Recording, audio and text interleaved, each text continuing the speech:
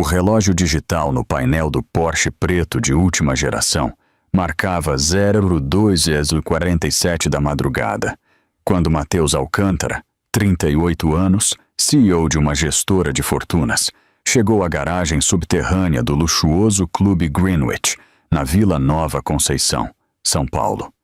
Seu terno de grife estava amarrotado, a gravata afrouxada e o perfume de jasmim, que definitivamente não era o aroma de baunilha que sua esposa usava, agarrava-se ao seu pescoço como uma evidência que ele estava embriagado demais para perceber.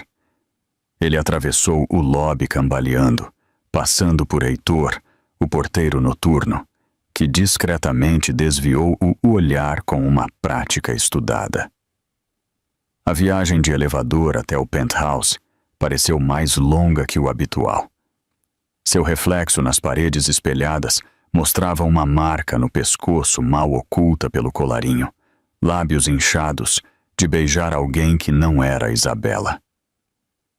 Matheus se atrapalhou com as chaves, finalmente conseguindo abrir a porta. O apartamento estava escuro, silencioso de uma forma que parecia errada, embora ele não soubesse dizer o porquê. Isabela, ele chamou, sua voz ressoando nos pisos de mármore. Querida, ainda acordada? Nada. Ele acendeu as luzes da cozinha e parou abruptamente. O balcão, que geralmente continha as correspondências cuidadosamente organizadas de Isabela e sua preparação para o café da manhã, estava vazio, exceto por 3 objetos dispostos com uma precisão deliberada.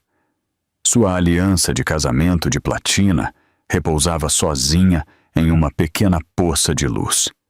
Ao lado dela, um envelope pardo. Eram papéis de divórcio. Ele percebeu ao pegá-los com as mãos trêmulas, já assinados por ela com aquela letra elegante que ele costumava amar. Isabela Silva. Não mais Alcântara. Um pendrive minúsculo, rotulado à verdade em sua caligrafia, e um bilhete em papel creme que cheirava levemente ao perfume dela. Matheus, quando ler isso, eu já terei ido. Você nunca me encontrará. O pendrive contém tudo o que eu sei. Os advogados têm ainda mais.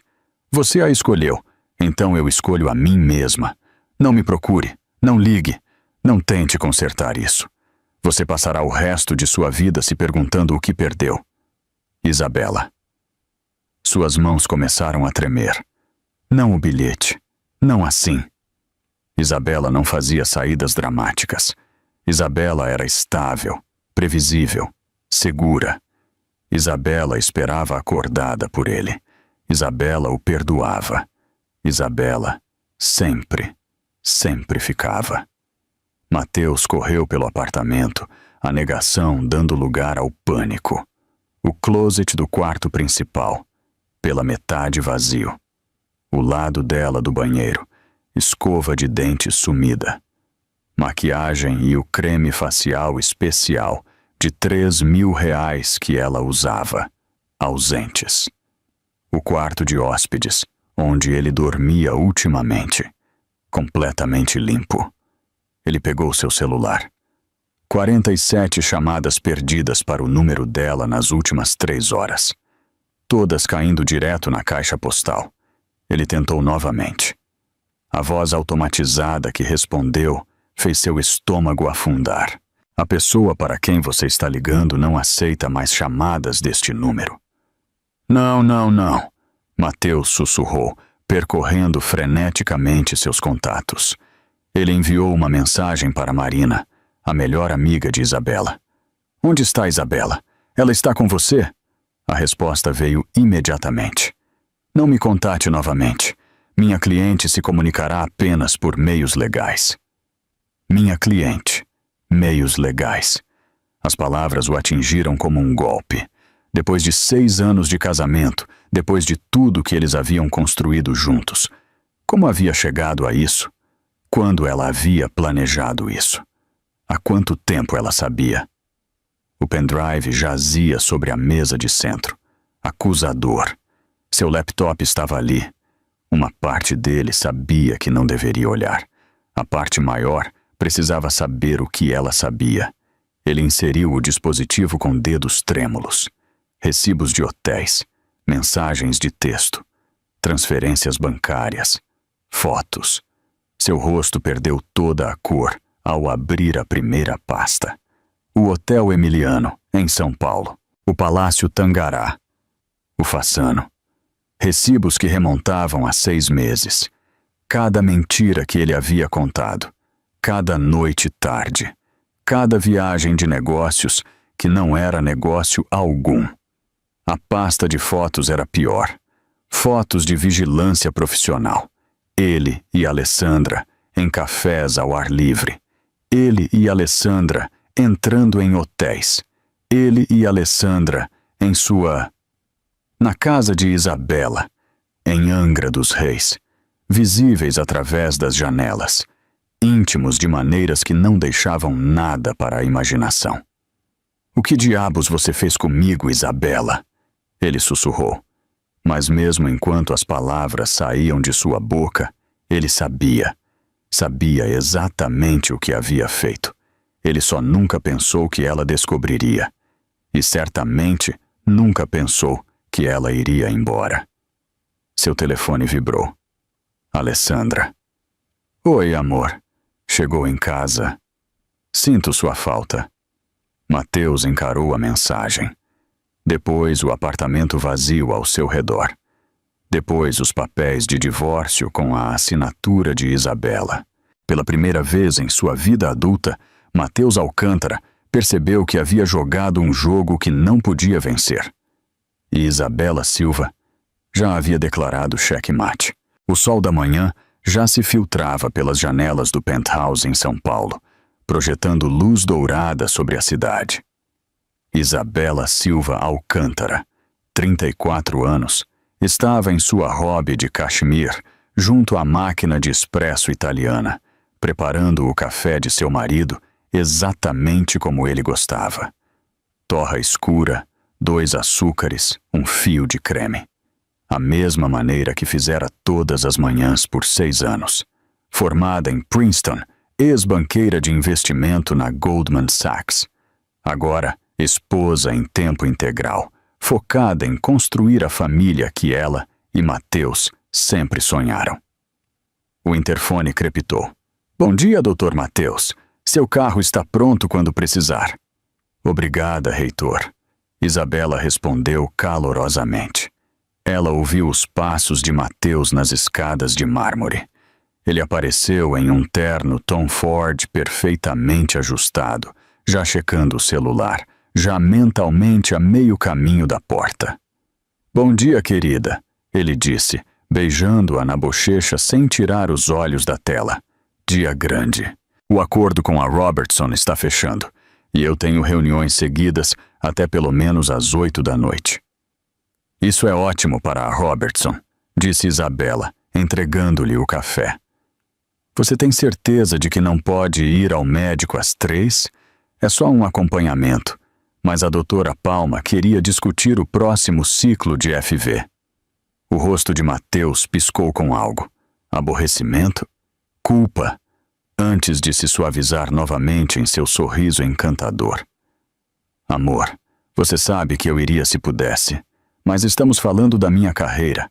A promoção a CEO depende de acordos como este. Você entende, Bubu?" Ela não entendia, não é? Ela já entendia. Ela vinha entendendo há 3 anos, desde que largou a própria carreira a pedido dele. "Um de nós precisa se concentrar na família", ele dissera. A tradução: "Eu preciso que você esteja disponível, não competindo." "Claro", disse Isabela baixinho. "Eu farei anotações e te atualizo à noite." Ele beijou sua testa, agarrou sua pasta e se foi, deixando o cheiro da colônia Creed e a leve sensação de que ela estava desaparecendo um pouco mais a cada dia. Isabela terminou seu café.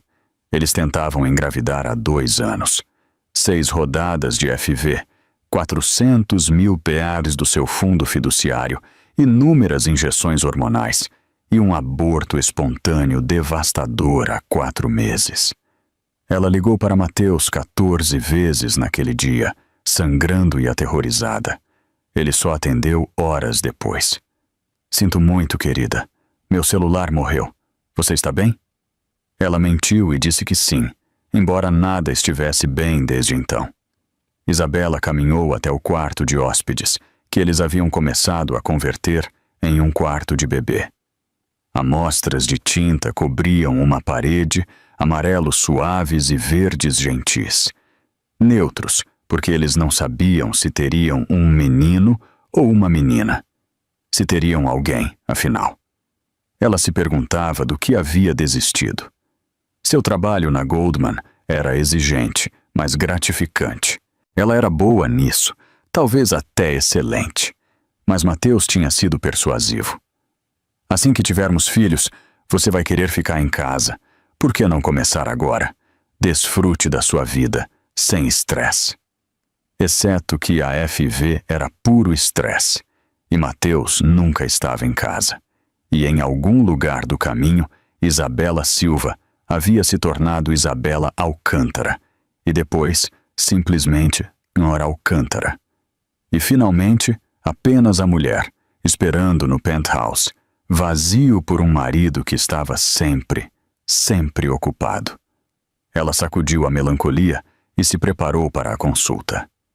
A doutora Palma era uma das melhores especialistas em fertilidade de São Paulo. E Isabela estava determinada a manter-se positiva. Desta vez, seria diferente. Desta vez, funcionaria. Ao pegar suas chaves, ela notou o paletó de Mateus pendurado na cadeira de jantar. Ele deve ter usado um diferente. Ela o pegou para pendurar apropriadamente, suas mãos se movendo automaticamente através da rotina de esposa. Mas hoje, algo caiu do bolso. Um recibo. Hotel Fassano, Suíte 408, 3.500 Rois. Noite passada. As mãos de Isabela ficaram dormentes. Mateus dissera que estava trabalhando até tarde no escritório ontem. Reuniões seguidas, ele dissera. Ela virou o recibo, procurando por alguma explicação.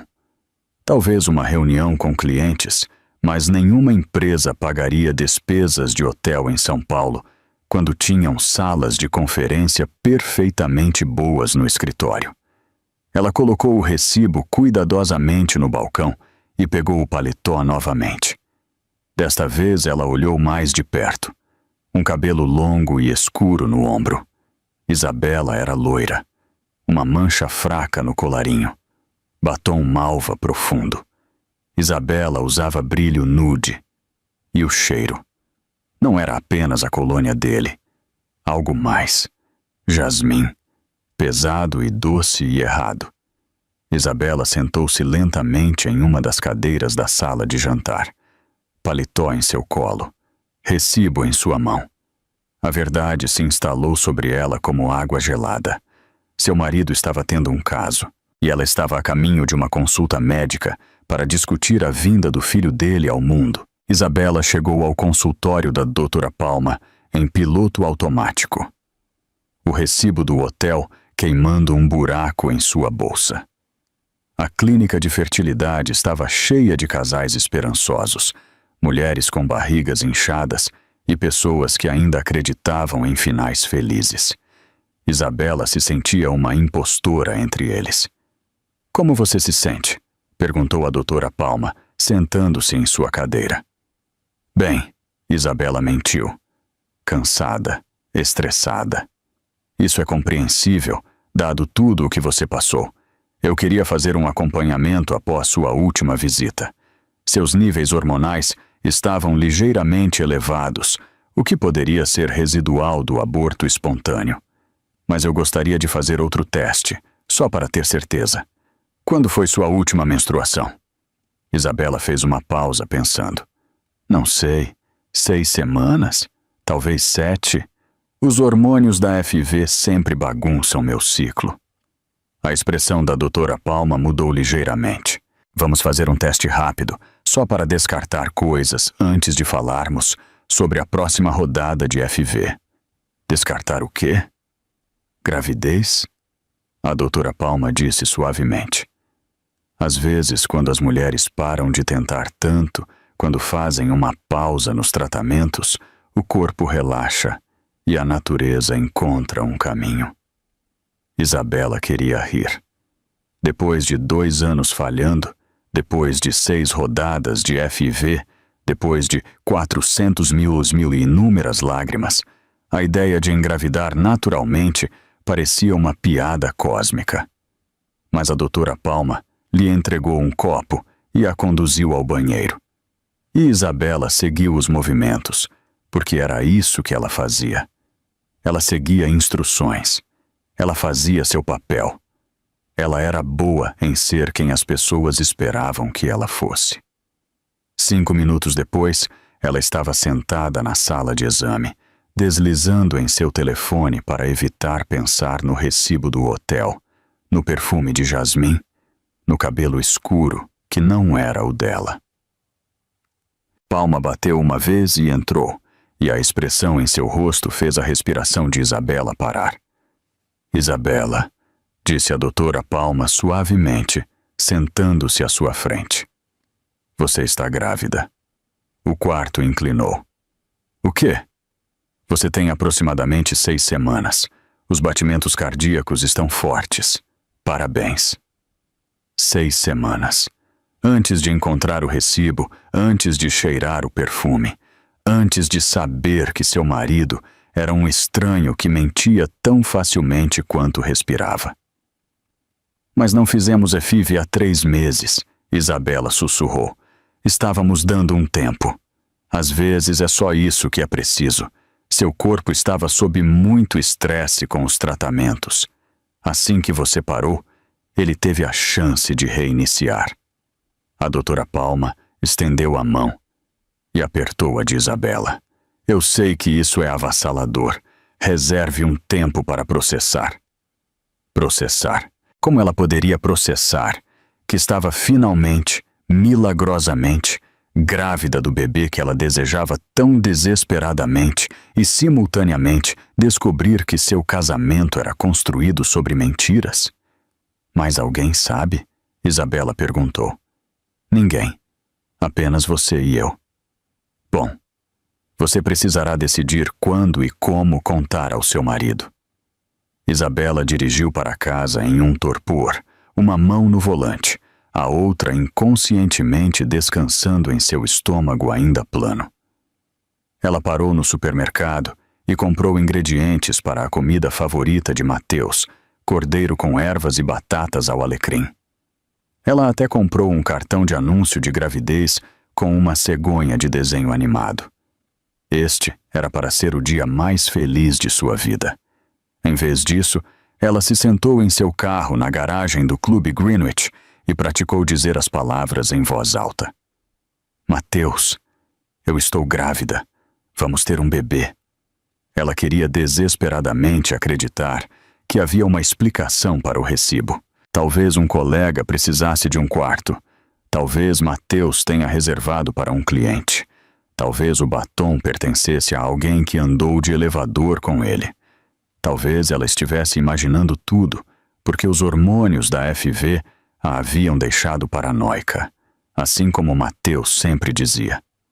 Mas quando Isabela entrou no penthouse, carregando sacolas de compras e mentiras esperançosas, ela encontrou o paletó de Mateus ainda pendurado na cadeira de jantar onde o havia deixado. E desta vez, quando ela o pegou, algo mais caiu. Um segundo recibo. Hotel Unique, R$1.200. Ontem, 02h47 da tarde. O momento exato em que Mateus alegava estar em reuniões seguidas. Isabela puxou seu telefone e abriu o aplicativo do cartão de crédito. Conta conjunta, tudo visível. Ela percorreu os lançamentos recentes. 3 semanas atrás. Fazano, R$4.000. 5 semanas atrás. Tangará, R$5.500. 2 meses atrás. Emiliano, 6.000 ROAs. Todos em noites em que Mateus alegava estar trabalhando até tarde, ou em viagens de negócios, ou ocupado demais para ir às consultas médicas dela. Isabela sentou-se no chão da cozinha, cercada por sacolas de compras e as ruínas de seu casamento, e ligou para a única pessoa em quem confiava para contar a verdade. Marina, sou eu, ela disse quando sua melhor amiga atendeu. Preciso que você venha agora. E preciso que você traga seu cérebro de advogada, porque acho que meu marido está me traindo e acabei de descobrir que estou grávida. Marina Rodrigues chegou em 1 hora. Elas eram amigas desde Princeton, onde Marina havia sido a bolsista brilhante que se formou em primeiro lugar e foi para Harvard Law. Agora, ela era sócia sênior em um grande escritório, especializada em direito de família, o que significava que ela havia visto toda a traição que a humanidade tinha a oferecer. Ela deu uma olhada no rosto de Isabela e a abraçou. Me conte tudo. Isabela mostrou-lhe os recibos, os lançamentos, a linha do tempo. Marina os examinou como evidência em uma cena de crime, sua expressão ficando mais dura a cada nova peça. Isso é recente, disse Marina, segurando o recibo do Fasano. Em menos de 24 horas. E esses lançamentos remontam a meses. Isabela, isso não é um erro de uma única vez. Isso é um padrão. Mas e se houver uma explicação? Sempre há uma explicação, disse Marina suavemente. A questão é se é a verdade ou outra mentira. E com base no que estou vendo aqui, eu apostaria na mentira. O que eu faço? Você coleta evidências em silêncio antes de confrontá-lo, porque se ele for inteligente, e presumo que ele seja, ele terá uma história pronta. Ele fará gaslighting. Ele a fará sentir-se louca por suspeitar dele. É o que eles sempre fazem. Eles? A voz de Isabela falhou. Os traidores, disse Marina francamente. Olha, espero estar errada. Espero que Mateus entre por aquela porta com uma explicação perfeitamente razoável. Mas você precisa se proteger, especialmente agora que está grávida. Ele não pode ter o bolo e comê-lo também. E reivindicar o título de pai do ano quando for conveniente. Marina pegou seu celular e fez uma ligação. Victor, é Marina Rodrigues. Preciso de um favor. Tenho uma amiga que precisa de alguém discreto, alguém que possa fazer vigilância e coletar documentação. Sim, o de sempre. Para quando você pode vir? O detetive Victor Torres chegou 45 minutos depois. Ele tinha mais de 50 anos. Ex-policial, com o rosto enrugado de quem viu demais e olhos gentis de quem ainda se importava. Ele ouviu a história de Isabela sem julgamento, fazendo anotações em um pequeno caderno de couro. Deixe-me adivinhar, disse Torres quando ela terminou. Noites tardias, novas senhas no celular, de repente malhando, colônia nova, distraído durante as conversas, menos interessado em intimidade. Isabela olhou para ele. Como você sabia? Porque são todos iguais. Os detalhes mudam, mas o padrão nunca muda. O que você precisa de mim? Acesso a registros telefônicos, se puder conseguir. Extratos de cartão de crédito que você já tem. E 3 dias. Eu o seguirei? Documentarei os movimentos dele. Conseguirei fotos, se houver mais alguém envolvido. Se ele estiver limpo, você saberá. Se não estiver, você terá provas que se sustentarão no tribunal. Isabela assentiu lentamente, sentindo-se como se estivesse assistindo sua vida de fora do seu corpo. Esta manhã, ela havia acordado como uma mulher tentando engravidar. Agora estava grávida, planejando a vigilância do marido, reunindo provas para um divórcio que não queria acreditar que estava chegando.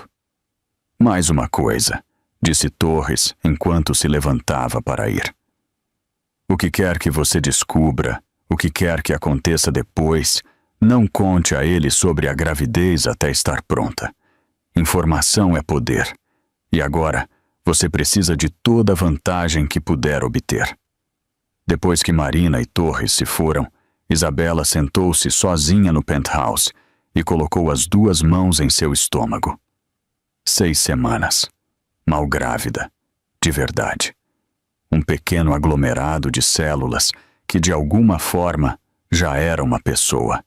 Já amada. Já desejada. Eu sinto muito, ela sussurrou. Seu pai é um estranho. E eu não sei como protegê-la disso ainda. Mas eu vou. Eu prometo que vou. Ela jogou fora o cordeiro e as batatas ao alecrim. Jogou fora o cartão de anúncio de gravidez. E se arrastou para a cama totalmente vestida. Quando Mateus chegou em casa às 11h30 daquela noite, cheirando a uísque e mentiras, ela fingiu estar dormindo. E quando ele beijou sua testa e sussurrou, "Eu te amo, querida", ela manteve os olhos fechados e a respiração estável. E se perguntou há quanto tempo ele estava dizendo palavras que não significava. A resposta, ela estava começando a perceber, era provavelmente mais tempo do que ela queria saber. 3 semanas se passaram em uma estranha espécie de purgatório. Isabela fazia os movimentos de esposa enquanto o detetive Torres construía silenciosamente um caso que destruiria completamente a ilusão. Ela fazia o café de Mateus todas as manhãs. Ela comparecia a eventos de caridade ao seu lado, sorria para seus colegas e ria de suas piadas, e desempenhava o papel tão bem que até ela quase acreditava às vezes. Enquanto isso, a gravidez progredia. O enjoo matinal atingiu forte por volta da 8ª semana, forçando Isabela a correr para o banheiro em intervalos aleatórios. Ela disse a Mateus que era um vírus estomacal. Ele mal levantou os olhos do telefone. "Você deveria ir ao médico", ele disse distraidamente em uma manhã, rolando e-mails enquanto ela emergia do banheiro, pálida e trêmula. "Eu irei", ela prometeu, uma mão em seu segredo, a outra agarrando o batente da porta para se apoiar. Torres enviava atualizações a cada poucos dias. Fotos de Mateus entrando no Hotel Fasano com uma mulher na casa dos 20, bonita de uma forma genérica, com cabelo escuro e ambição demais nos olhos. Fotos deles almoçando no centro, a mão dele cobrindo a dela sobre a mesa. Fotos deles saindo do prédio de seu escritório juntos, o braço dele em volta da cintura dela, em um gesto que parecia praticado, familiar, confortável. O nome da mulher era Alessandra Moraes, 29 anos, assistente executiva de Mateus, contratada há 18 meses. De uma cidade pequena no interior, ela lutou para chegar a São Paulo com bolsas de estudo e empréstimos estudantis, desesperada para fazer algo de si mesma. Ela via Mateus como seu bilhete para uma vida melhor. Isabela quase sentia pena dela. Quase. Em uma sexta-feira de manhã, Mateus anunciou no café da manhã que precisava ir para Angra dos Reis no fim de semana. "Os clientes da Robertson querem ver a propriedade", ele disse, sem olhar em seus olhos. "Eles são muito discretos. Não gostam de fazer negócios na cidade. Devo estar de volta no domingo à noite." A casa de Angra dos Reis. O complexo de praia da família de Isabela. Uma propriedade de 6 quartos, com acesso à praia privativa. Sua avó a havia deixado para ela. Um lugar cheio de memórias de infância. Isabela havia dado as chaves a Mateus anos atrás, porque era isso que as esposas faziam. Elas compartilhavam tudo. "Quer que eu vá?" Isabela perguntou, testando-o. "Eu poderia ajudar a entreter os clientes." "Não." A palavra saiu muito rápida, muito cortante. Mateus se recuperou, suavizando-a com seu sorriso encantador. "Quer dizer, Não é necessário. É só conversa de negócios. Muito chato. Você deveria descansar, especialmente com esse seu vírus estomacal. Isabela assentiu, observando-o arrumar sua bolsa de fim de semana. Roupas elegantes, colônia cara, o relógio que ela havia dado a ele no 5º aniversário. Todas as ferramentas de um homem se preparando para trair sua esposa na própria casa de praia da família dela. Depois que ele saiu, Isabela ligou para Torres. Ele está indo para Angra dos Reis, o complexo em Sagaponack. Eu já o estou seguindo, respondeu Torres. Rastreador Jeeps em seu carro. Veículo de vigilância mantendo distância. Você quer que eu envie fotos ou eu cuido de tudo? Isabela ponderou. O inteligente seria deixar Torres documentar tudo, manter sua distância, ficar protegida. Mas algo dentro dela precisava ver com seus próprios olhos. Ela precisava testemunhar a destruição de seu casamento em tempo real, para que não pudesse se convencer mais tarde de que tudo era um mal-entendido. Eu estou indo para lá, ela disse. Isabela, eu não acho que... É minha casa, Victor, e eu preciso saber. Ela ligou para Marina em seguida. Vou dirigir para Angra. Mateus está lá com ela. Isabela, não faça isso. Deixe Torres cuidar disso. Eu tenho que ver, Marina. Eu tenho que saber que não estou louca. Houve uma longa pausa do outro lado. Então Marina suspirou. Tudo bem, mas eu vou com você. Você não faz isso sozinha. Elas se encontraram no apartamento de Marina e dirigiram juntas. 2 horas de trânsito e a crescente certeza de que a vida de Isabela estava prestes a mudar para sempre. Torres enviou uma mensagem de texto quando estavam na metade do caminho. Confirmado. Segundo veículo na entrada. BM branco registrado em nome de Alessandra Moraes. Eles estão lá dentro há 3 horas. Você tem certeza de que quer ver isso? As mãos de Isabela apertaram o celular. 9 semanas de gravidez agora. Mal aparente. Com náuseas por mais do que apenas enjoo matinal. Eu tenho certeza. Elas estacionaram a 2 quarteirões do complexo e caminharam o resto do caminho. Era uma tarde perfeita de outubro. O tipo de dia fresco de outono que fazia Angra parecer um paraíso. Isabela havia passado verões aqui quando criança, nadando no oceano e construindo castelos de areia e acreditando em coisas como para sempre e amor verdadeiro. O Porsche de Mateus estava na garagem circular. Ao lado dele, o BMW branco. E através das enormes janelas da sala de estar, Isabela podia ver 2 figuras se movendo pela cozinha de sua avó. Ela se aproximou lentamente, Torres materializando-se de algum lugar atrás delas, com uma câmera equipada com teleobjetiva.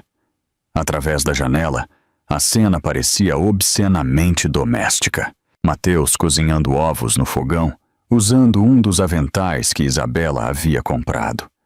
Dançando levemente ao som de música que Isabela não conseguia ouvir.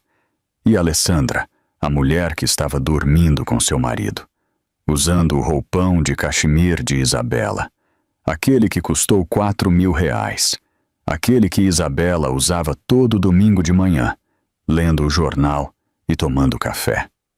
Aquela mulher estava usando o roupão de Isabela na casa de Isabela, enquanto dormia com o marido de Isabela e provavelmente sonhando com a vida de Isabela.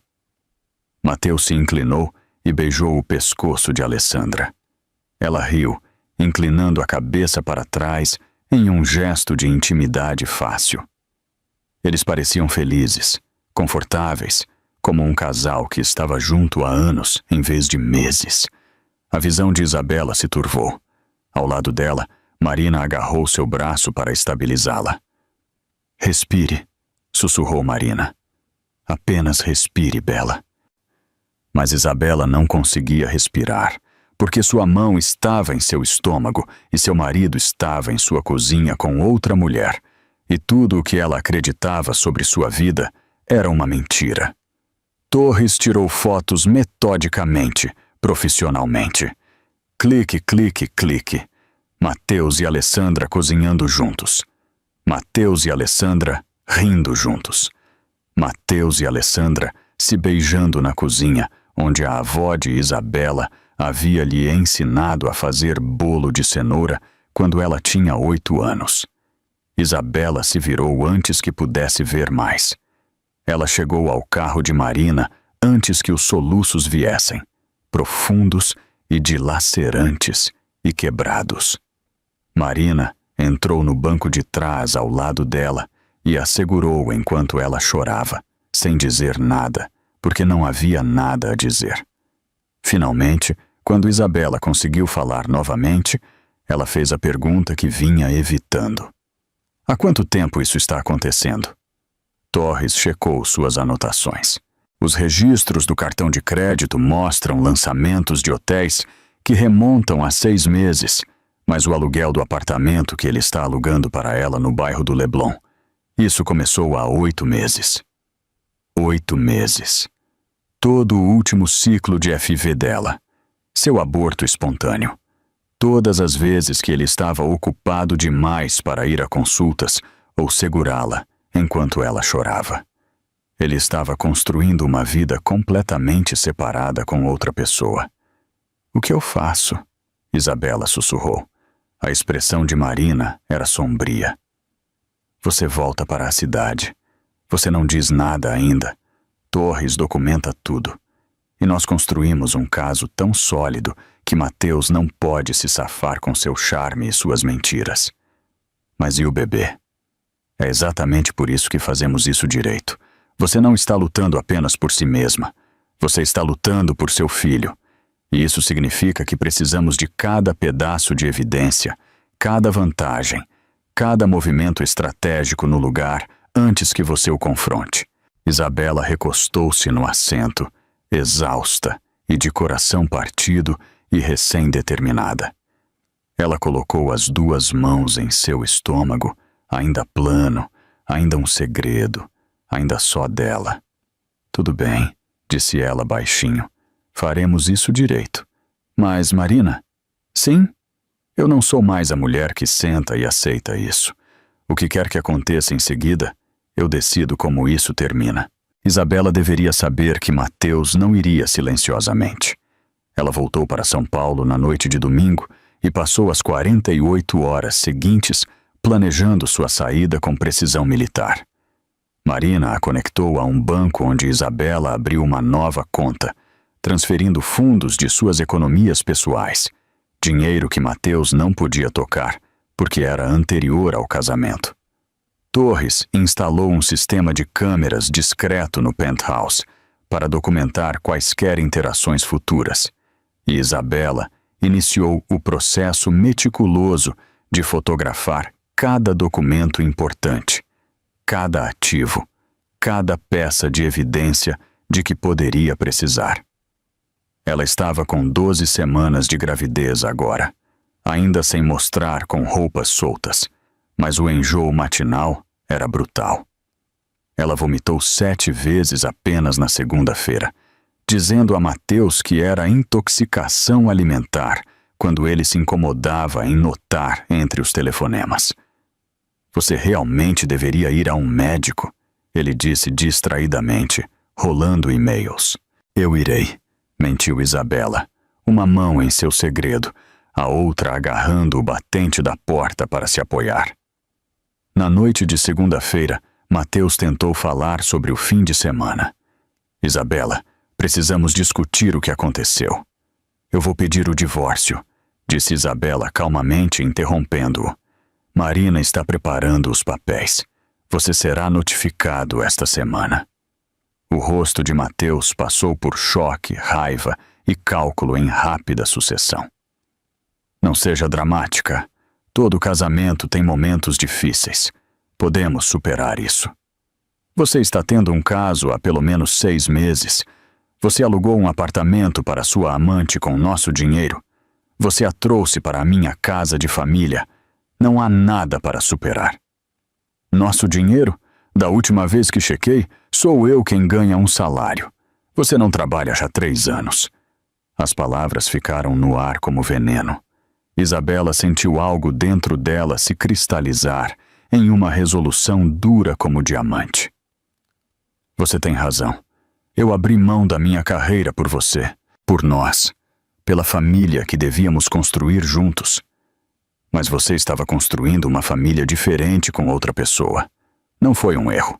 Foi uma escolha que você fez todos os dias por 6 meses. Talvez mais. Toda vez que você mentia na minha cara. Toda vez que você a tocava em vez de mim. Toda vez que você gastava nosso dinheiro nela, enquanto eu ficava em casa sozinha tentando engravidar com seu filho. Essas foram escolhas, Mateus. E agora estou fazendo a minha. Ela saiu da sala antes que ele pudesse responder, trancando-se no quarto de hóspedes, onde vinha dormindo. Ela o ouviu andando de um lado para o outro lá fora. Ouviu seu telefonema abafado para alguém. Provavelmente Alessandra. Provavelmente dizendo a ela que Isabela estava sendo irracional. Provavelmente pintando a si mesmo como a vítima. Isabela não se importava mais. Ela tinha terminado de tentar entendê-lo. Terminado de tentar consertar o que ele havia quebrado. Ela só queria sair. Mas Mateus tinha outros planos. Na manhã seguinte, Isabela acordou com batidas na porta da frente. Ela checou o telefone. 7h15 da manhã.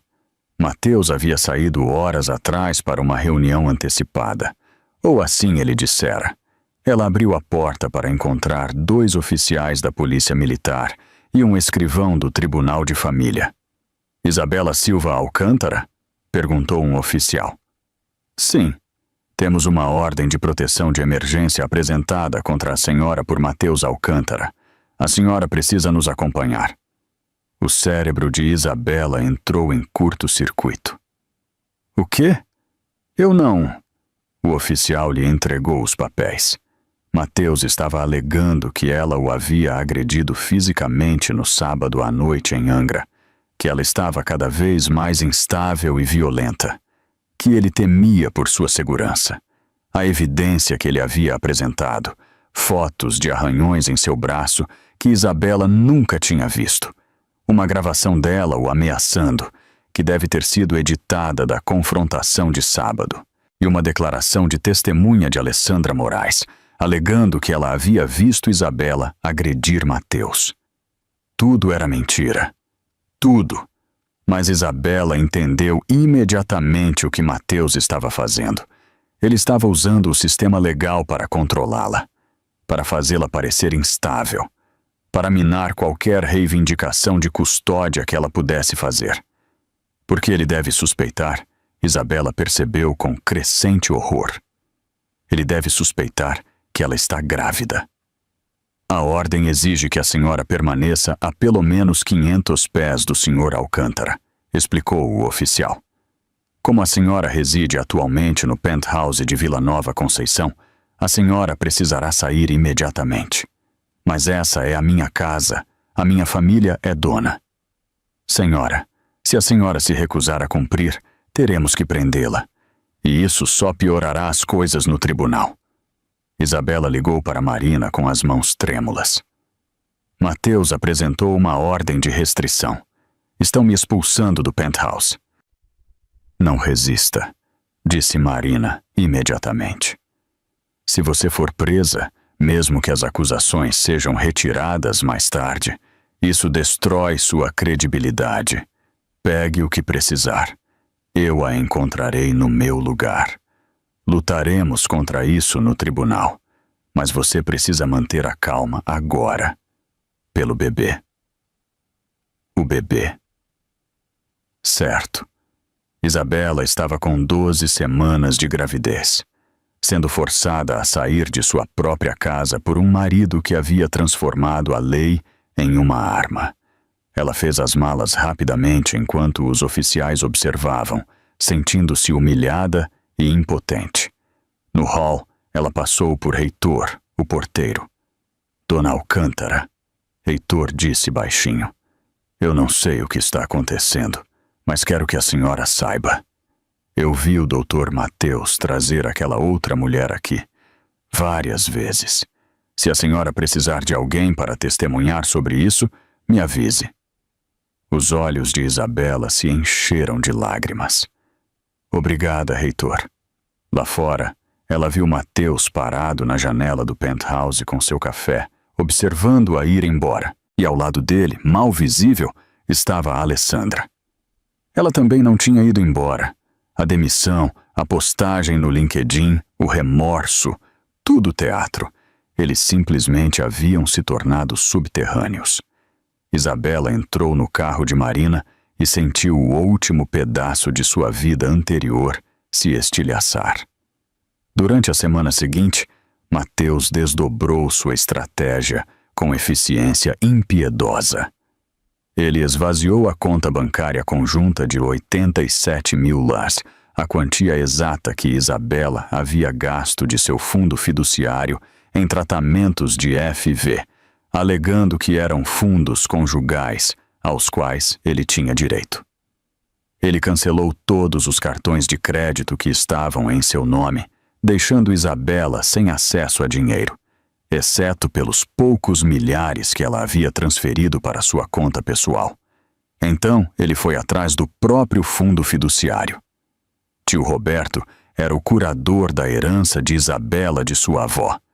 12 milhões de denales, que deveriam ter sido intocáveis.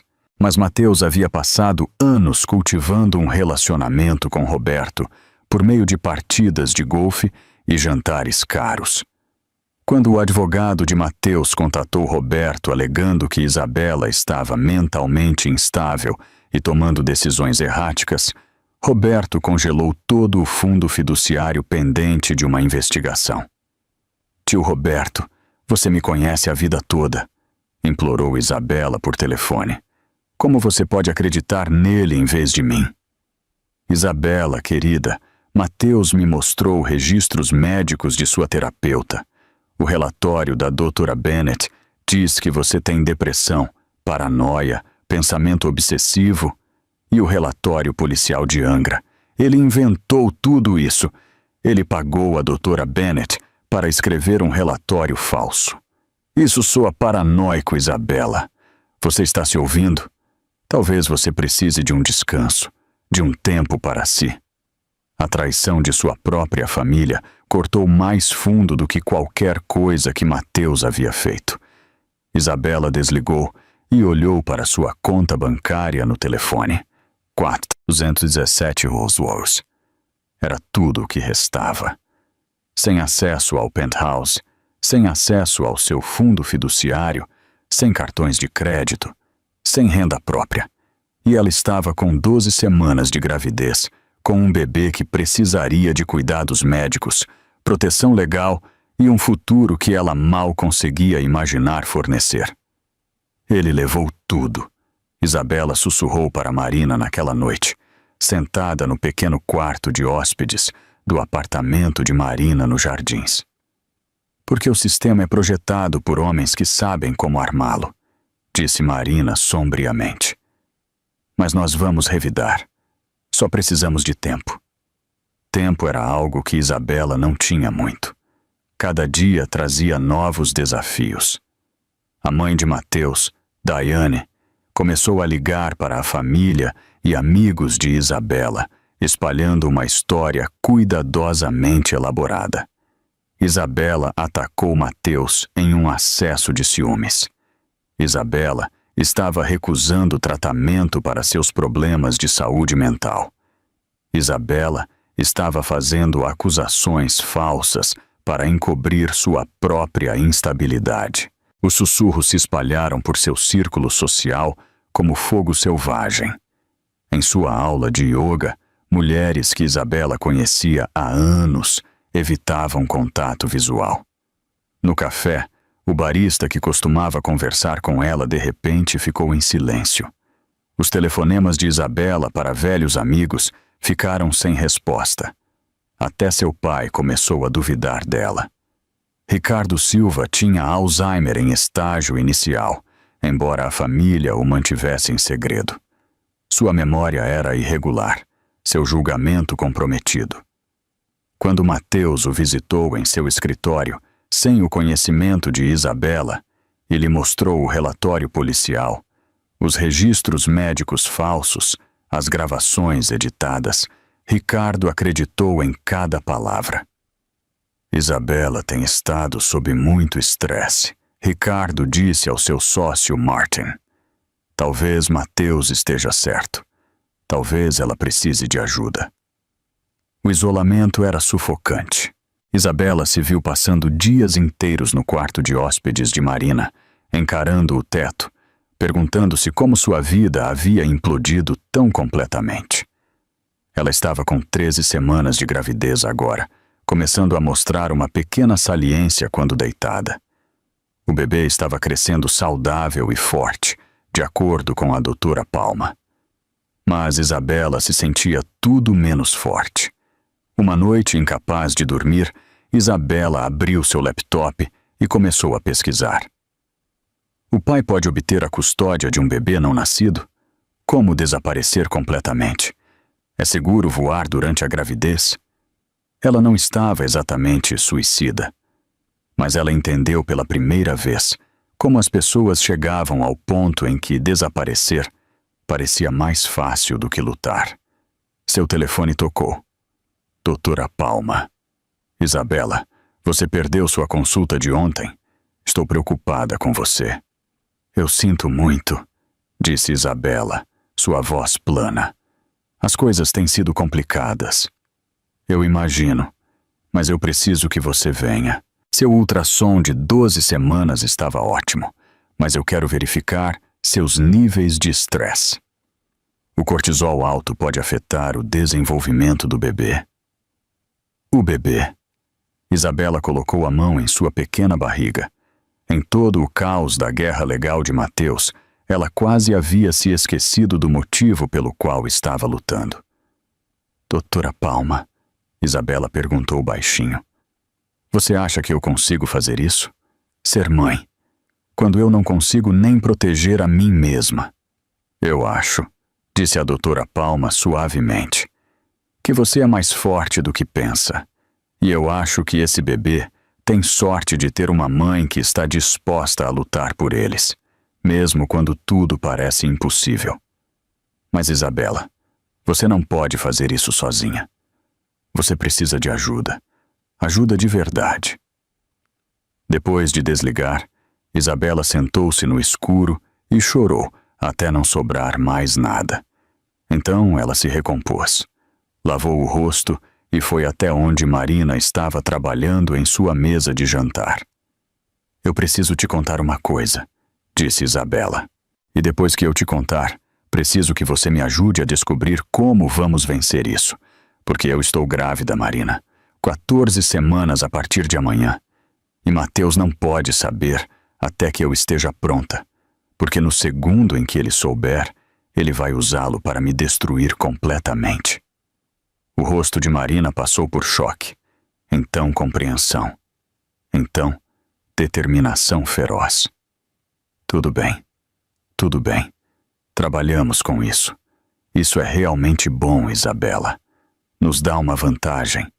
Mas precisamos de evidência. Precisamos de testemunho. Precisamos... O telefone de Marina tocou. Número desconhecido. Ela atendeu no viva voz. É Marina Rodrigues, a advogada de Isabela. A voz era feminina, trêmula, assustada. Quem é? Eu sou Alessandra Moraes. E eu preciso falar com você, porque eu tenho algo que Isabela precisa ouvir. E eu terminei de proteger Mateus. O coração de Isabela parou. Então começou de novo, mais rápido, mais forte, cheio de algo que parecia esperança pela primeira vez em semanas. Talvez a guerra não tivesse terminado, afinal. Elas se encontraram com Alessandra na manhã seguinte, em uma cafeteria em um bairro afastado, longe de qualquer lugar onde Mateus pudesse vê-las. Isabela não havia dormido, sua mente repassando todas as explicações possíveis para a ligação de Alessandra. Outra armadilha? Mais mentiras? Ou algo totalmente diferente? Alessandra chegou parecendo nada com a mulher confiante que Isabela havia visto em sua cozinha. Ela havia perdido peso. Seu rosto estava abatido e círculos escuros sombreavam seus olhos. Ela se sentou em frente a Isabela e Marina, tremendo. Eu não sabia. Foram as primeiras palavras de sua boca. Sobre a gravidez, sobre nada. Ele me disse que você não podia ter filhos. A mandíbula de Isabela se apertou. E você acreditou nele? Ele me mostrou registros médicos, resultados de testes de fertilidade com seu nome neles. Ele disse que você tinha desistido, que o casamento tinha acabado em tudo, exceto em papel. Alessandra puxou lenços de sua bolsa com as mãos trêmulas. Eu pensei que estava ajudando-o a escapar de um relacionamento morto. Eu não sabia que ele ainda estava... Que você ainda estava... Aqueles eram meus registros médicos privados, disse Isabela lentamente. Como ele os conseguiu? Ele os roubou de sua casa, disse Marina sombriamente. Isso é uso ilegal de informação de saúde pessoal. Outra acusação para adicionar à lista. Alessandra olhou diretamente para Isabela pela primeira vez. Eu sinto muito. Eu pensei que eu era diferente, especial. Mas então eu vi como ele mentiu tão facilmente para você no sábado. A rapidez com que ele podia mudar entre nós. E eu comecei a me perguntar. Se ele mentiu sobre você, sobre o que ele estava mentindo sobre mim e o que você encontrou. Tudo. Ela abriu seu aplicativo de notas de voz. Eu tenho 11 gravações. Você quer ouvir a pior? Isabela assentiu, não confiando em sua voz. Alessandra pressionou play. A voz de Mateus preencheu a pequena cafeteria, clara e condenatória. Isabela é muito emocional para provar qualquer coisa. Mesmo que ela tente, eu cobri minhas trilhas. A terapeuta vai testemunhar que ela é instável. Minha mãe já envenenou a família dela contra ela. A voz de Alessandra. E o bebê? A voz de Mateus, fria como gelo. Eu vou usá-lo. A batalha pela custódia a manterá amarrada no tribunal por anos. Ela vai ficar sem dinheiro antes de mim. Então eu fico com tudo. O penthouse, o acesso ao fundo fiduciário. E eu nem vou ter que pagar pensão alimentícia, porque faremos um acordo por visitas supervisionadas que eu nunca vou usar. Isabela sentiu as palavras atingirem seu peito. Ele não queria o bebê. Tudo isso era apenas vantagem para ele. Outra peça em seu tabuleiro de xadrez. Tem mais, disse Alessandra. Ela mudou para outra gravação. A voz de Mateus novamente. A ideia nunca foi deixar Isabela. A ideia era ter as duas. Você é a diversão. Ela é a legitimidade. Eu preciso do dinheiro da família dela, mas eu não preciso ser fiel para acessá-lo. Voz de Alessandra. Isso é horrível. Voz de Mateus. Essa é a realidade. Bem-vinda a como o mundo realmente funciona. A cafeteria havia ficado em silêncio. Até a barista parou de moer grãos para ouvir. Isabela percebeu que estava chorando, mas não mais de tristeza, de raiva. Raiva pura e cristalina. Por que você está fazendo isso? Marina perguntou diretamente a Alessandra. Se você testemunhar, os advogados de Mateus vão destruí-la. Eles a chamarão de amante desprezada em busca de vingança. A risada de Alessandra era amarga. Eu já estou destruída. Ontem à noite, Mateus me disse que voltaria para Isabela assim que isso se acalmasse. Ele disse que eu era boa para o que ele precisava, mas não material de esposa. Eu sou lixo de reboque com quem ele estava se misturando.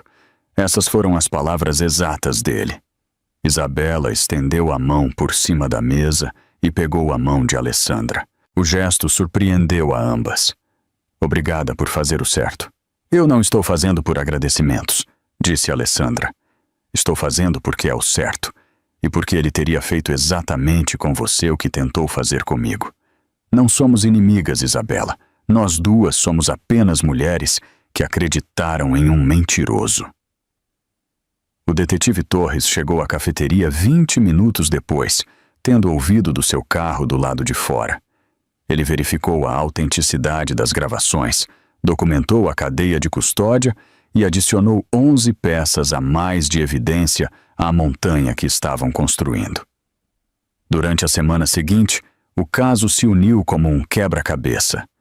Torres tinha 6 meses de fotos de vigilância. Mateus e Alessandra em 14 hotéis diferentes. Entrando no apartamento de Alessandra no Leblon 63 vezes. Patrícia Mitchell, uma contadora forense com reputação impecável, reconstruiu o caso financeiro. Ela encontrou o que o primeiro contador de Isabela havia perdido, ou tinha sido pago para esconder. Mateus havia desviado 300 mil de contas de clientes na Alcântara. Investimentos ao longo de 2 anos, canalizando dinheiro para contas offshore nas Ilhas Cayman. Isso não é apenas infidelidade conjugal, explicou Mitchell a Isabela e Marina. Isso é fraude federal. A doutora Bennett, a terapeuta que havia escrito a avaliação psiquiátrica falsa, recebeu uma oferta de Marina. Testemunhe a verdade sobre Mateus pagando a você 15 mil dólares por um relatório fraudulento e mantenha sua licença. Minta e enfrente sanções profissionais e possíveis acusações criminais. A doutora Bennett aceitou o acordo. A nova avaliação psiquiátrica por um médico independente foi clara. A paciente está sob estresse extremo devido à traição conjugal e assédio legal, mas está mentalmente sã e totalmente capaz de tomar decisões. Os registros telefônicos do tio Roberto contavam sua própria história. 47 chamadas com Mateus em 3 meses. E em 15 de março, uma transferência bancária. 25 março. Zéns da conta pessoal de Mateus para a de Roberto. Isso é suborno, disse Marina, francamente. Ele pagou seu tio para congelar seu fundo fiduciário. Até o pai de Isabela, Ricardo, apesar de sua névoa de Alzheimer, começou a se lembrar da verdade quando seu sócio Martin se sentou com ele com a evidência. Martin havia notado irregularidades financeiras nas contas de Mateus meses atrás e vinha investigando silenciosamente. Agora, ele tinha a prova. Ricardo, Martin disse gentilmente, Mateus tem mentido para todos nós. Isabela estava falando a verdade. A audiência foi marcada para 2 semanas depois. 15 dias para Isabela se manter unida, proteger sua gravidez, se preparar para o momento em que tudo seria revelado em tribunal aberto. Ela estava com 16 semanas agora, começando a mostrar uma saliência pequena, mas definitiva. Ela comprou roupas mais soltas, usou vestidos fluidos e rezou para que ninguém percebesse antes que ela estivesse pronta. Uma tarde, Isabela estava sentada no apartamento de Marina, revisando notas de depoimento, enquanto Marina atendia a uma ligação na outra sala. Seu telefone vibrou com uma mensagem de um número desconhecido. Sou reitor do Clube Greenwich.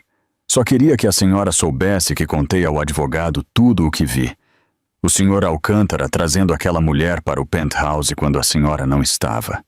Eu tenho as filmagens das câmeras do hall que remontam a 6 meses. Ele não vai se safar, senhor Alcântara, não sob minha vigilância. Isabela leu a mensagem 3 vezes. Então se permitiu o primeiro sorriso genuíno que sentia em semanas. Mateus havia subestimado a todos. Ela, Alessandra, Heitor, até mesmo a própria mãe dele, que aparentemente havia se retirado do jantar de domingo quando finalmente ouviu as gravações que Alessandra havia feito. Eles estão oferecendo um acordo, disse Marina, voltando para a sala. O advogado de Mateus ligou. Eles querem resolver fora do tribunal. Ele fica com o penthouse. Você recebe 800 mil e vai embora, sem reivindicações de custódia de ambos os lados. O que você disse a eles? O sorriso de Marina era afiado como vidro. Eu disse a eles que nos veremos no tribunal, porque não vamos fechar por nada menos que tudo. Isabela colocou as 2 mãos em sua barriga escondida. 16 semanas. 4 meses. O bebê tinha o tamanho de um abacate agora, crescendo forte apesar do estresse, apesar de tudo. Bom, disse Isabela baixinho, porque eu também não estou fechando acordo. Nunca mais. O Tribunal de Justiça de São Paulo foi construído para intimidar e conseguiu isso brilhantemente. Isabela subiu os degraus de mármore às 8h30 da manhã. Marina ao seu lado, Torres e Patrícia Mitchell atrás delas como uma guarda de honra. A mídia lotava a entrada. Mateus, de alguma forma, havia vazado a audiência para sites de fofocas, provavelmente esperando que a pressão pública forçasse Isabela a fechar um acordo. Em vez disso, as câmeras a pegaram entrando com um vestido preto de maternidade, que finalmente, deliberadamente, mostrava a verdade. 18 semanas de gravidez agora, inegável. O salão do tribunal explodiu em sussurros. Flashes dispararam. Ela manteve a cabeça erguida, a mão protetora sobre a barriga, e caminhou pelo caos até o prédio. Dentro do tribunal, Mateus sentou-se com sua equipe jurídica. 3 advogados caros em ternos elegantes. Ele viu Isabela, viu a barriga dela, e seu rosto passou de choque para cálculo para raiva em segundos. Seu advogado principal se inclinou, sussurrando urgentemente. A juíza Helena Rodrigues entrou. Uma mulher de 60 e poucos anos, com uma expressão que sugeria que ela havia visto todo tipo de feiura humana e não estava impressionada com nenhuma. Isto não é um circo, ela disse asperamente, enquanto todos se levantavam. Terei ordem em minha sala. Sentem-se. Eles se sentaram. Isabela sentiu seu bebê se mover pela primeira vez. Um pequeno bater de asas de borboleta. Ela pressionou sua mão ali gentilmente, tirando força da vida que crescia dentro dela. O advogado de Mateus se levantou para sua declaração de abertura, suave e polido. Meritíssima, este caso é simples. Mateus Alcântara é um homem tentando salvar seu casamento da instabilidade mental de sua esposa. A senhora Alcântara foi diagnosticada com depressão e paranoia por uma terapeuta licenciada. Ela agiu violentamente contra meu cliente e escondeu uma gravidez por meses, no que só pode ser visto como uma tentativa de transformar a criança em arma nestes procedimentos. Ele apresentou sua evidência. O relatório original falso da doutora Bennett, o relatório policial de Angra, o braço arranhado de Mateus, a gravação editada. Marina se levantou, e Isabela pôde sentir a mudança de energia na sala. Meritíssima, o que temos aqui não é um caso de instabilidade mental. Este é um caso de manipulação sistemática, fraude e abuso perpetrado por um homem que armou todas as instituições, médica, legal, financeira, para fazer gaslighting e controlar sua esposa grávida. Provaremos que cada alegação que o Sr. Mateus acabou de fazer não é apenas falsa, mas criminalmente fraudulenta. A juíza Rodrigues inclinou-se ligeiramente para a frente. Prossiga. A primeira testemunha foi a própria doutora Stephanie Bennett. Sob juramento, sua fachada polida desmoronou rapidamente. Doutora Bennett, perguntou Marina, a senhora alguma vez diagnosticou formalmente Isabela Silva Alcântara com depressão, paranoia ou qualquer doença mental? O relatório indicava padrões de ansiedade, Não foi o que eu perguntei. A senhora a diagnosticou formalmente? Não. Mateus Alcântara pagou a senhora para escrever uma avaliação psiquiátrica de sua esposa. O advogado da doutora Bennett havia aconselhado a cooperação. Sim. Quanto? R$15.000. O salão se agitou. A expressão da juíza Rodrigues ficou glacial. E a senhora baseou esta avaliação em suas próprias observações clínicas da senhora Alcântara? Não. Eu a baseei em informações fornecidas pelo senhor Alcântara sobre o comportamento de sua esposa. Então a senhora aceitou dinheiro de um marido para escrever um relatório psiquiátrico falso sobre sua esposa, a quem a senhora nunca avaliou adequadamente, a fim de fazê-la parecer mentalmente instável em procedimentos legais. Isso não é ético, doutora. O advogado de Mateus levantou-se rapidamente. Meritíssima, solicitamos a retirada desta evidência. Tarde demais para isso, advogado, disse a juíza Rodrigues friamente. Sente-se. Continue, senhora Rodrigues. A próxima testemunha foi o tio Roberto. Marina o guiou através de seu relacionamento com Mateus, os jogos de golfe, os jantares, a crescente amizade. Então ela mostrou ao tribunal registros da transferência bancária. Roberto, Mateus Alcântara lhe deu $25.000 em 15 de março? Foi um empréstimo. O senhor tem documentação dos termos de pagamento? Não, mas... Então Mateus Alcântara lhe deu $25.000 e 3 dias depois o senhor congelou o fundo fiduciário de sua sobrinha, cortando seu acesso a $12 milhões que pertenciam a ela. Isso lhe parece ético?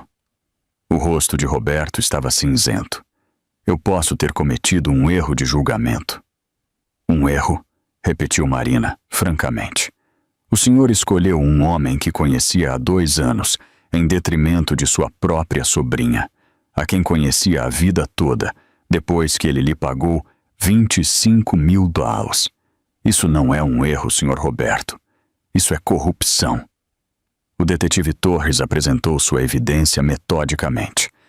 6 meses de vigilância, 14 hotéis, 63 visitas ao apartamento de Alessandra, 43 mil por mais de gastos na amante de Mateus, enquanto sua esposa lutava para pagar tratamentos de fertilidade com seu próprio dinheiro. Patrícia Mitchell destruiu a alegação de inocência financeira de Mateus.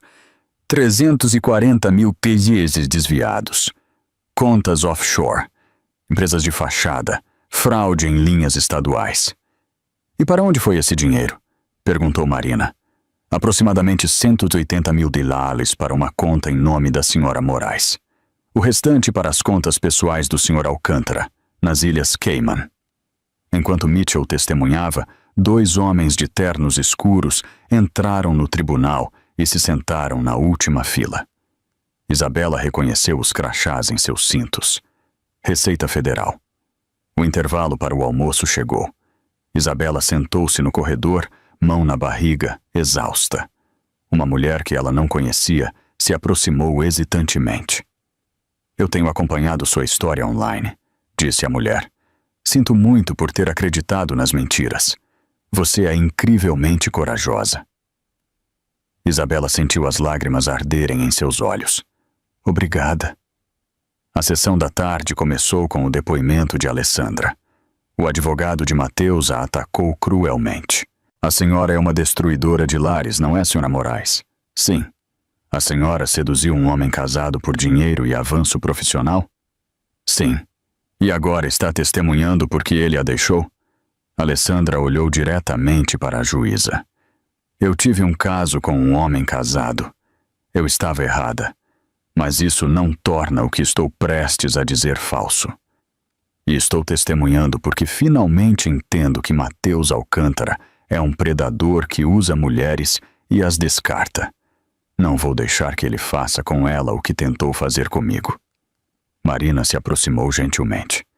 Senhora Moraes, a senhora tem gravações de conversas com Mateus Alcântara? Sim, 11 delas. Meritíssima, podemos reproduzi-las. A juíza Rodrigues assentiu. Prossiga. A sala ouviu em silêncio enquanto a voz de Mateus preenchia o espaço. Seu cálculo frio sobre usar o bebê como vantagem. Sua confissão de que ele nunca planejou deixar Isabela.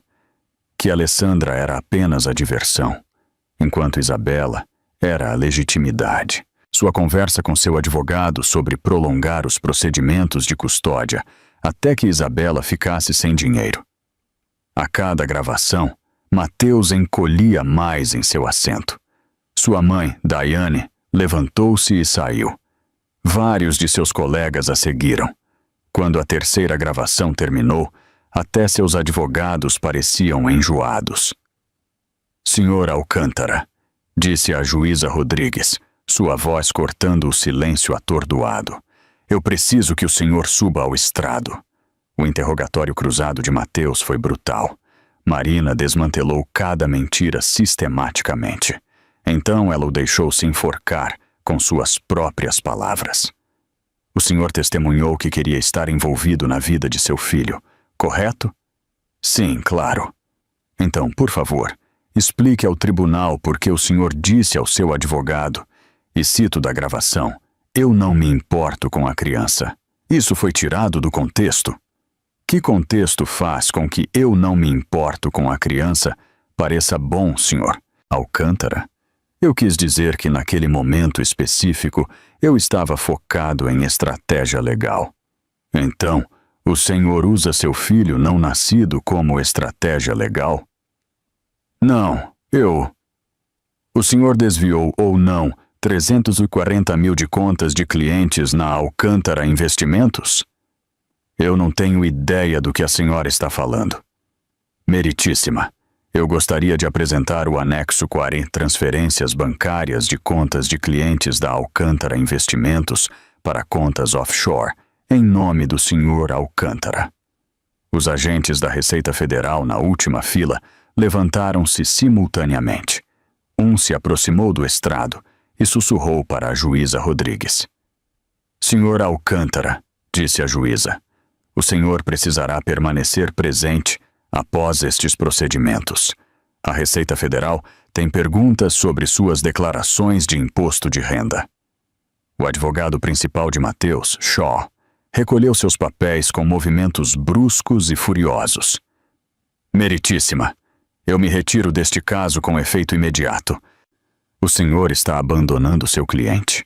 Eu não represento clientes que enfrentam acusações federais, disse Shaw francamente, e saiu. A juíza Rodrigues deixou o silêncio se estender. Então olhou para Mateus com uma expressão de puro desprezo.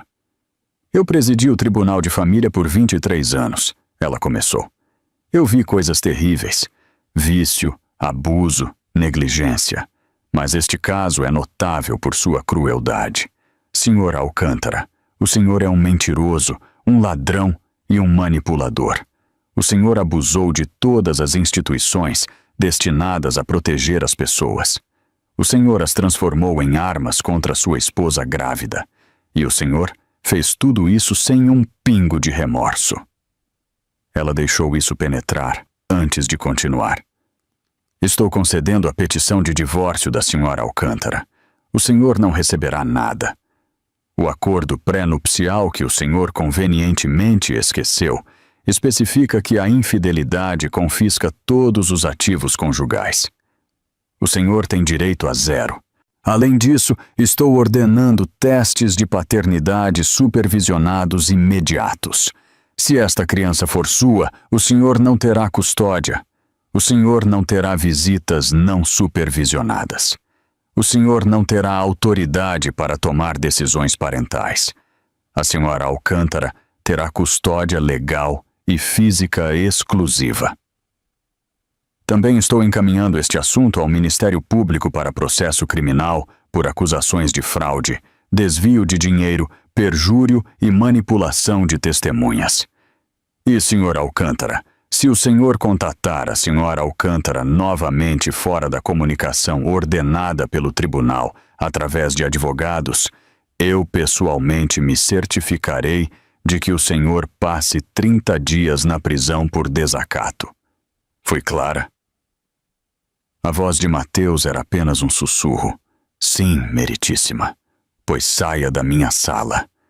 Os oficiais do tribunal escoltaram Mateus para uma sala lateral, onde os agentes da Receita Federal estavam esperando. Isabela o viu ir embora, sentindo não triunfo, mas exaustão. Tinha acabado. Finalmente acabado. Ela desabou nos braços de Marina, soluçando com alívio e dor, e o peso esmagador de tudo o que havia sobrevivido. Ao seu redor, as pessoas a parabenizavam, dando tapinhas em seu ombro, oferecendo apoio que ela precisava desesperadamente meses atrás. Alessandra se aproximou hesitantemente. Sinto muito por ter demorado tanto para fazer a coisa certa. Isabela a abraçou. Obrigada por ter feito. Do lado de fora do tribunal, a mídia se aglomerou. Isabela fez uma breve declaração. A verdade importa. A justiça importa. E nenhuma mulher deveria ter que lutar tanto para ser acreditada. Obrigada. Em seguida, Marina a levou de volta para o apartamento e Isabela finalmente se permitiu descansar. Uma semana depois, ela recebeu a notícia. Mateus havia aceito um acordo judicial. 5 anos de prisão federal por evasão fiscal, fraude e desvio de dinheiro. Ele seria permanentemente banido da indústria financeira. Isabela colocou uma mão na barriga. 20 semanas agora, na metade do caminho, e sussurrou. Acabou, bebê. Estamos seguros agora. Pela primeira vez, desde que este pesadelo começou, ela acreditou. 6 meses após a audiência no tribunal, Isabela Silva estava parada na cozinha de sua nova casa geminada no Bexiga, em São Paulo, fazendo café e observando a luz da manhã pintar quadrados dourados nos pisos de madeira. Tanto havia mudado que às vezes ela mal reconhecia sua própria vida. A casa geminada havia sido sua primeira compra com o dinheiro do acordo. Não era enorme, mas era dela. 3 quartos, um pequeno jardim e, o mais importante, nenhuma memória de Mateus. Ela a havia mobiliado lenta, deliberadamente, escolhendo cada peça sozinha. Cada cadeira, cada pintura, cada cortina representava uma decisão que ela havia tomado por conta própria.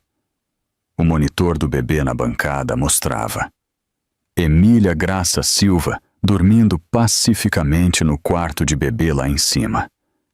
3 meses de idade, com cabelo loiro fino e os olhos cinzentos de sua mãe. Ela havia nascido saudável e forte, apesar de tudo o que Isabela havia suportado durante a gravidez. Os médicos chamaram de milagre. Isabela chamou de teimosia. Sua filha havia herdado sua recusa em desistir. A campainha tocou. Marina, pontual como sempre, com café gourmet e pão de queijo da padaria favorita de Isabela. Como está minha afilhada? Perguntou Marina, deixando o café e imediatamente checando o monitor. Perfeita. Dormiu 4 horas seguidas ontem à noite. Já é uma vencedora. Estou muito orgulhosa. Marina serviu café, depois estudou o rosto de Isabela cuidadosamente. Você está ótima, Isabela. Muito bem. Era verdade. Isabela havia recuperado o peso que havia perdido durante a batalha legal. Seu cabelo estava mais comprido, mais saudável. A tensão permanente em seus ombros finalmente havia cedido. Ela parecia alguém que havia sobrevivido a uma guerra e estava aprendendo a viver em tempos de paz. Eu me sinto bem, Isabela admitiu. Pela primeira vez em muito tempo. Eu realmente me sinto bem. Seu telefone vibrou com uma mensagem de texto. Alessandra. Primeiro dia no Centro de Violência Doméstica, ensinando mulheres a reconhecer táticas de manipulação. Aterrorizada, mas pronta. Obrigada por me dar uma segunda chance. Isabela digitou de volta. Você deu a si mesma uma segunda chance. Estou orgulhosa de você. Alessandra havia completado 1 ano de terapia e agora administrava workshops para mulheres que escapavam de relacionamentos manipuladores. Elas e Isabela não eram exatamente amigas. A história era muito complicada, mas haviam chegado a um lugar de respeito mútuo. Às vezes, isso era suficiente. Torres ligou com uma atualização, disse Marina, trazendo Isabela de volta ao presente. Mateus aceitou o acordo judicial. 5 anos de prisão federal por evasão fiscal, fraude e desvio de dinheiro. Isabela assentiu lentamente, sem sentir nada. Nem triunfo, nem raiva. Apenas um reconhecimento distante da justiça sendo feita. Como você se sente sobre isso? Aliviada, Emília está segura. Isso é tudo o que importa. A campainha tocou novamente. O pai de Isabela, Ricardo, segurando flores e parecendo nervoso. Seu Alzheimer tinha dias bons e ruins, mas hoje era claramente um dia bom. Ele vinha trabalhando duro para reparar o relacionamento desde que a verdade veio à tona, embora alguns danos não pudessem ser desfeitos completamente. Sinto muito pelo atraso, disse Ricardo, verificando seu relógio 3 vezes. O trânsito na marginal. Pai, você chegou na hora certa. Isabela o abraçou. Venha conhecer sua neta. Ela o levou para cima, para o quarto de bebê, onde Emília dormia em um berço pintado de amarelo suave. Ricardo parou sobre ela por um longo momento, lágrimas escorrendo por suas bochechas enrugadas. Ela tem os olhos de sua mãe, ele sussurrou. Ela tem.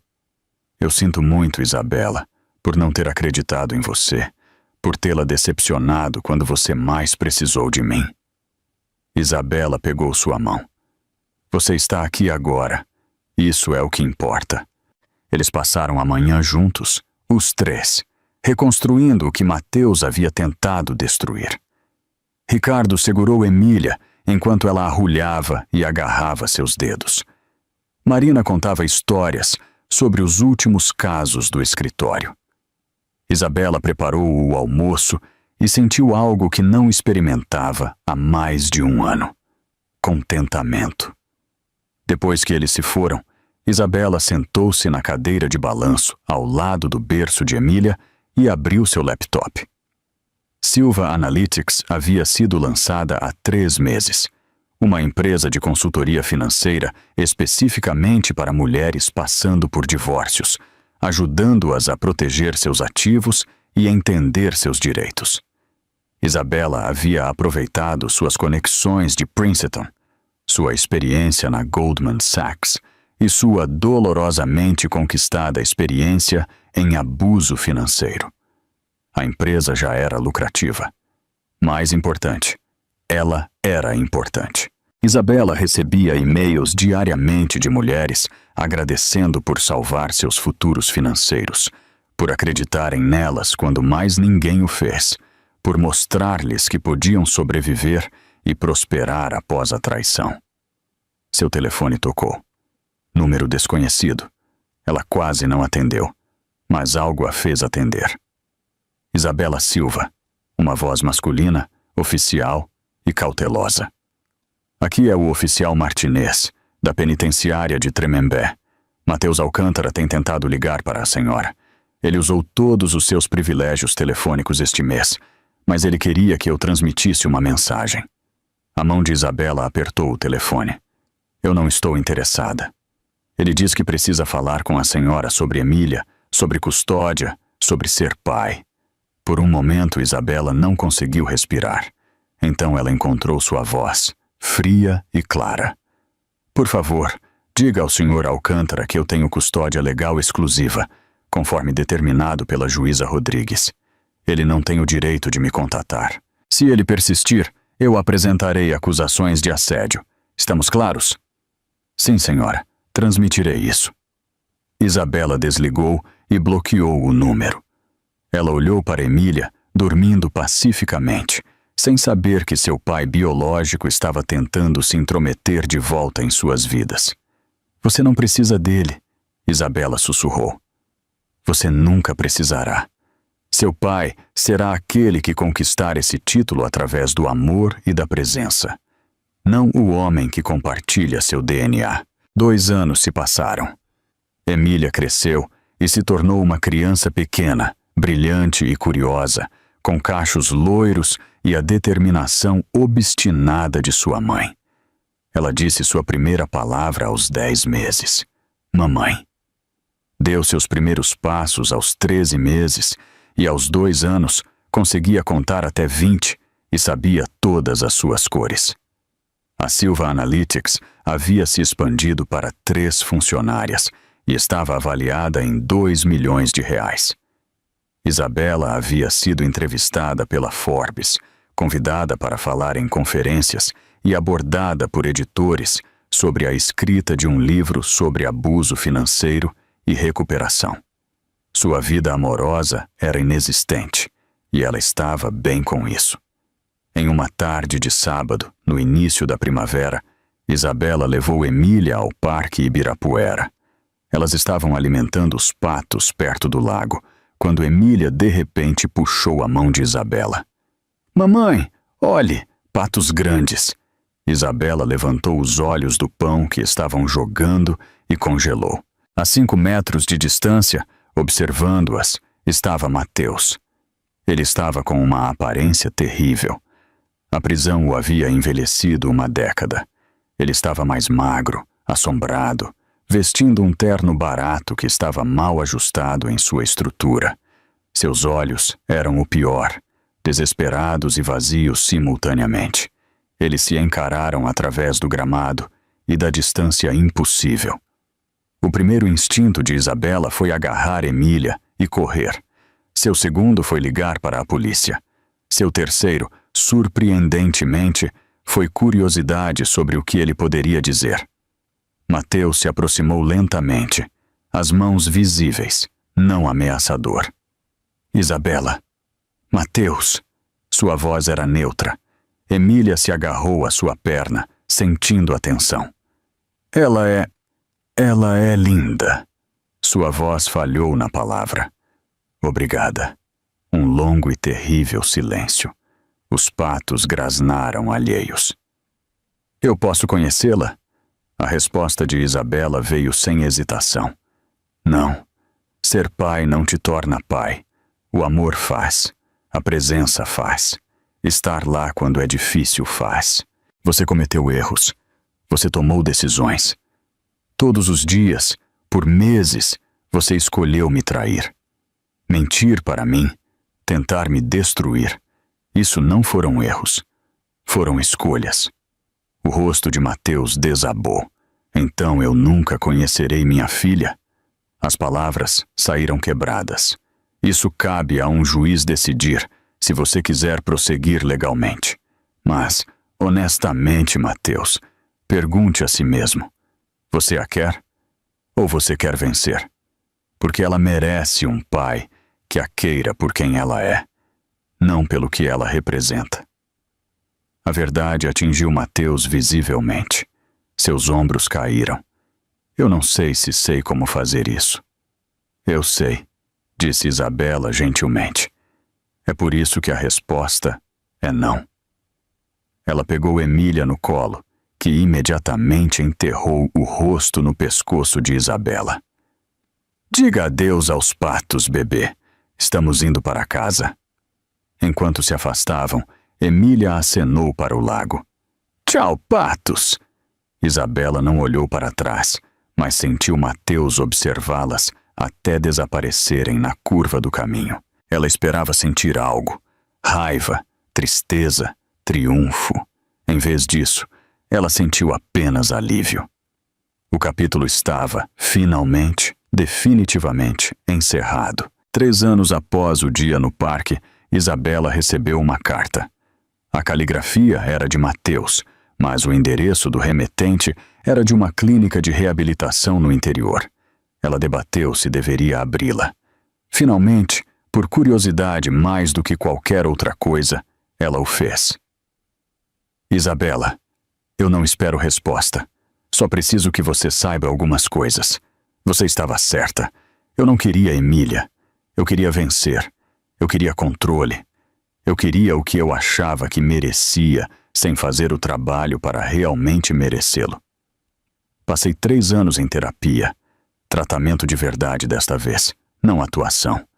E eu finalmente entendo o que eu fiz com você. O que eu fiz com nós duas. Eu não estou escrevendo para pedir perdão. Eu não estou escrevendo para pedir acesso a Emília. Eu estou escrevendo porque você precisa saber. Você estava certa sobre tudo. Eu fui um covarde que destruiu o melhor que tinha porque não suportava não ser o centro das atenções. Eu fui um mentiroso que transformou instituições em armas porque não conseguia enfrentar as consequências de minhas próprias escolhas. E eu fui um tolo que perdeu uma mulher extraordinária porque estava muito ocupado perseguindo coisas brilhantes para ver o que já tinha. Emília tem sorte de ter você. Eu gostaria de poder dizer que ela tem sorte de me ter, mas nós dois sabemos que ela não tem. Então eu não vou mais incomodá-la. Eu não vou mais incomodá-la. Eu só queria que você soubesse. Você ganhou.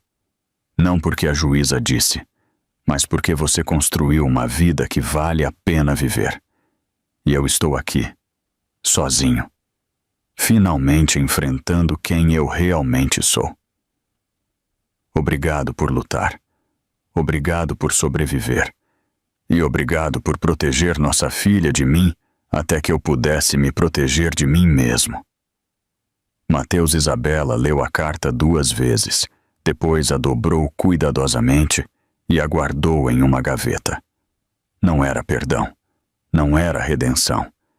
Era simplesmente um homem finalmente enfrentando sua verdade. Naquela noite, Emília, agora com 5 anos, tagarela e brilhante, fez a pergunta que Isabela esperava há anos. Mamãe, por que eu não tenho papai? Isabela pousou o garfo e olhou para a filha. Aqueles olhos cinzentos sérios. Aquele rostinho esperando por uma resposta que fizesse sentido. Você tem um pai biológico, disse Isabela cuidadosamente. Mas ele tomou algumas decisões ruins que machucaram muitas pessoas. Então ele não faz parte de nossas vidas. Ele está fazendo o trabalho para se tornar uma pessoa melhor. E nós estamos vivendo nossa melhor vida. Às vezes, isso significa que as pessoas têm caminhos diferentes. Emília considerou. Mas temos amor suficiente sem ele? O coração de Isabela apertou. Oh, meu bebê, temos mais do que o suficiente. Nós temos uma a outra. Temos a tia Marina. Temos o vovô. Temos toda uma família de pessoas que se apresentam e nos amam todos os dias. Isso é o que faz uma família de verdade. Isabela sorriu, lágrimas ardendo em seus olhos. Era por isso que importava, não apenas sua própria sobrevivência, mas cada mulher que viria depois que veria sua história, e saberia que ela também poderia lutar. Ela se levantou e foi até o quarto de Emília. 5 anos. Eles haviam sobrevivido. E agora, eles ajudariam outros a sobreviver também. O final feliz que ela encontrou não se parecia em nada com os contos de fadas que ela imaginara quando criança. Não havia príncipe. Não havia resgate. Havia, em vez disso, algo melhor. A profunda, inabalável certeza de que ela havia se salvado. Que ela havia lutado contra um sistema projetado para silenciá-la e havia vencido. Que ela havia pegado o pior momento de sua vida e o transformado em propósito. E que a cada manhã ela acordava em uma casa que havia escolhido, vivendo uma vida que havia construído, criando uma filha que nunca saberia o que era ser pequena. Esse, decidiu Isabela, enquanto o amanhecer começava a iluminar o céu. Era o único tipo de final feliz que alguma vez importou. O tipo que você ganha, não o tipo que lhe dão. O tipo que você constrói, não o tipo que você espera. O tipo que é completamente, inabalavelmente seu.